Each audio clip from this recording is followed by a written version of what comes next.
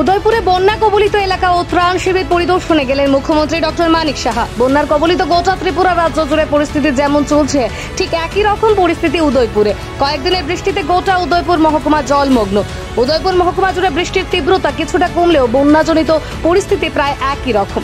এখনো বহু মানুষ ঘর ছাড়া। ঘরে জল ঢোকার কারণে বিভিন্ন শরণার্থী শিবিরে আশ্রয় নিয়েছেন বহু মানুষ।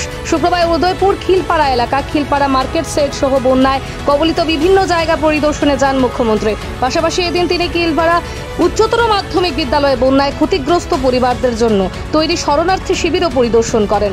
পরিদর্শনকালে ওনার সাথে ছিলেন পৌরপিতা শীতল চন্দ্র মজুমদার, মণ্ডল সভাপতি প্রবীর দাস, জেলা শাসক রেবেল হেমন্দ্র কুমার, জেলা পুলিশ সুপার নমিত পাঠক সহ প্রশাসনের আধিকারিকরা।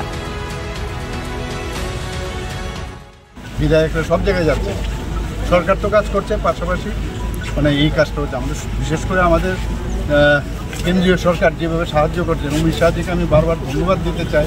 মাননীয় প্রধানমন্ত্রীজিও জানেন, তো যেভাবে সব বিষয়ে যা বলছি তাই দিচ্ছেন। তো এনডিআরএফ টিমও এখানে এসছে, হেলিকপ্টার দিচ্ছে, সমস্ত সামগ্রী বিভিন্ন জায়গায় ফুড প্যাকেটগুলো দেওয়া হচ্ছে, যা এক্সট্রিম যা যা করার তাই করছে। আপনারা অলরেডি তো দিয়ে দিয়েছে, এটা তো আমাদের কোনো ডুম্বুরের যে আপডেট কি আছে স্যার আপনার কাছে? না, ডুম্বুর সম্পর্কে আপনারা জানেন যে এটা তো নর্মাল, যে না ওখানের জল যখন বেশি হয়ে যায়, যখন 9.4 মিটারের উপরে যদি জল চলে যায় তো অটোমেটিক্যালি ওটা খুলে যায়। স্যার বলছি, এই বন্যায় ক্ষতিগ্রস্ত যারা বানবাসী মানুষ আছেন, তারা হঠাৎ এই জল প্রবেশ করায় তাদের প্রয়োজনীয় কাগজপত্র কেউই ঘর থেকে বের করতে পারেননি।